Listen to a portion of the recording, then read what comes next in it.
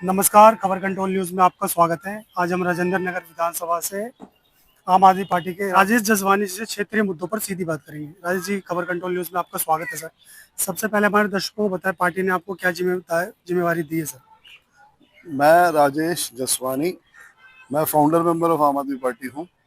जब अन्ना मूवमेंट हुआ था तो मैं तब ही अरविंद जी के साथ जुड़ गया था, और इसलिए जुड़ा था क्योंकि मैं पिछले 15-20 सालों से फील्ड में घूम रहा हूँ, और मैं बीएससी ग्रेजुएट हूँ। और मैंने एक्स सब इंस्पेक्टर बीएसएफ भी हूँ, रह चुका हूँ। और मैंने इंटेलिजेंस ब्यूरो का एग्ज़ाम भी पास किया है आईबी में। और मैं फार्मास्यूटिकल इंडस्ट्री में बहुत ही कंपनियों में काम कर चुका हूँ। सारा भाई मतलब पीरामल। मेडिकल की बात की जाए तो हाँ, मेडिकल की सभी लाइनों से हाँ। जुड़े हुए हैं सर आप। सारा भाई पीरामल, एमक्योर, वीएचबी ऑन्कोलॉजी, कडिला ऑन्कोलॉजी, सनत डाबर की sister concern, top corporation of Japan, max New York, Reliance life insurance, ICICI bank collection manager, तो और हॉस्पिटल इंडस्ट्री। तो मैं मुझे इतना एक्सपीरियंस है, जिसकी वजह से मैंने देखा कि अरविंद जी और अन्ना मूवमेंट हो रहा है, तो मैंने कहा इंडिया के करप्शन था।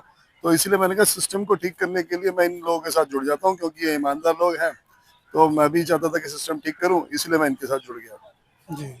उसके बाद तभी से फिर हमने सबसे ज़्यादा अरविंद जी के लिए वो हमने पर्चियाँ काटी, मेंबर बनाए। तो फिर मैं वार्ड अध्यक्ष भी था तब शुरू से। तब पूसा वार्ड हुआ करता था, तो मैं वार्ड अध्यक्ष था। उसके बाद मुझे अ, अ, रेडी पटरी रिंग का लोकसभा में बनाया सेक्रेटरी। जी। और श्रम श्रम विकास संगठन में भी मैं विधानसभा अध्यक्ष था। और अभी मैं लेटेस्ट विधानसभा उपाध्यक्ष हूँ दुर्गेश पाठक जी के साथ। सर, आपसे जानने की कोशिश करेंगे, इस बार जो विधानसभा के चुनाव हुए दिल्ली के अंदर, कहीं ना कहीं भारतीय जनता पार्टी आम आदमी पार्टी का ही मॉडल अपनाया। चाहे वो 2500 रुपये देना हो या फ्री बस यात्रा हो, जिस तरह की जो आम आदमी पार्टी ने जो सुविधाएं आम जनता के लिए दे रखी थी, वो अभी भारतीय जनता पार्टी ने उसी मॉडल को अपना के और जीती भी। क्या लगता है, जीतने के बाद उन लोगों को वो सुविधा मिल पा रही है? देखो, एक बात तो है, अरविंद केजरीवाल जी ने सभी पार्टियों को इलेक्शन लड़ना और उनको कैसे पब्लिक के लिए सेवा कैसे करनी है, वो सारे मुद्दे उनको सिखा दिए। और उन्होंने अरविंद जी ने सबको टोपी पहनना भी सिखा दिया। उससे बिल्कुल। पहले कोई टोपी नहीं पहनता था, तो हम पहनते थे वो टोपी, तो वो खुद भी पहनने लगे। उन्होंने अपनी एक आइडेंटिटी करना सिखा दिया कि सब पार्टियां अपनी आइडेंटिटी कैसे कर सकती है।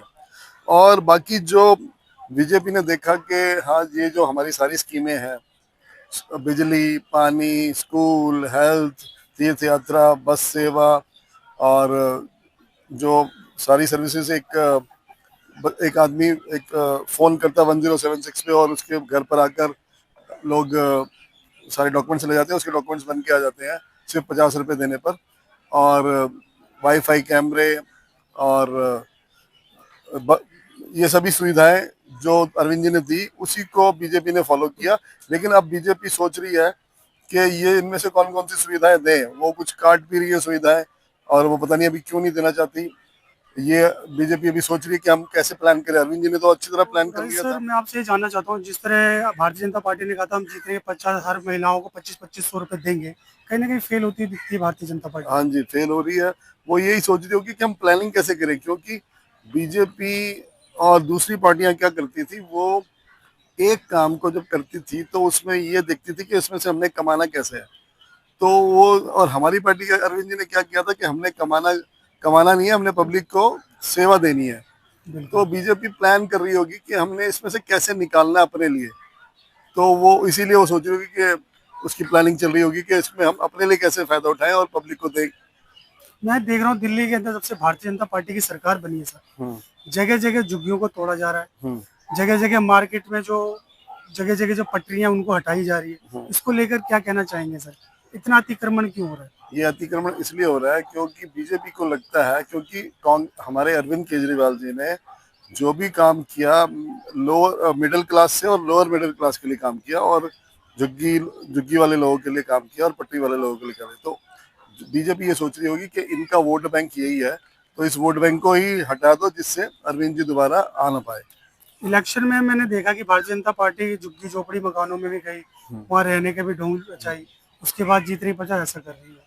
तो कहीं ना कहीं क्या लगता है, आने वाले जो समय होगा उसमें भारतीय जनता पार्टी को बहुत बड़ा नुकसान देखने को मिलेगा। देखो जी, मैं तो ये देखता हूँ, मैं इतने सालों से दिल्ली में रह रहा हूँ, मैं I am Delhiite, born and brought up in Delhi only.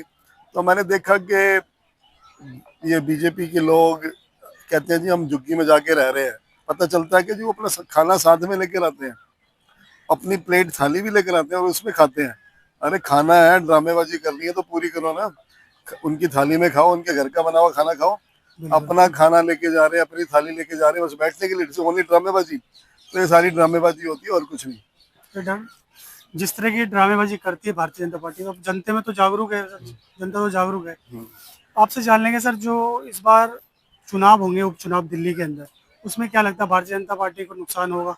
Yes, 100% नुकसान होगा मेरे हिसाब से। जो भी इन्होंने जनता पार्टी जो ये जो इलेक्शन जीती है, इसमें इन्होंने है ना कुछ मैनिपुलेशन करी है, और ये मैं 100% श्योर हूँ, क्योंकि पिछले 27 सालों से बीजेपी तो सत्ता में थी ही नहीं दिल्ली में।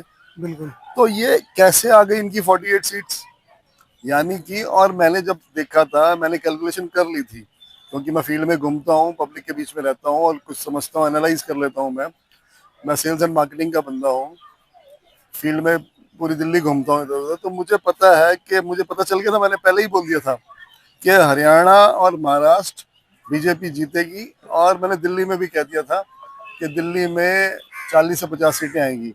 लेकिन जब मैंने सुना कि लोकसभा के टाइम पर जब ये बीजेपी कहती थी कि हमारी है ना 51-52 सीटों पे हमारा बहुमत आया, ये उन्होंने क्लिप पहले भी चलाया था, न्यूज चलाई थी।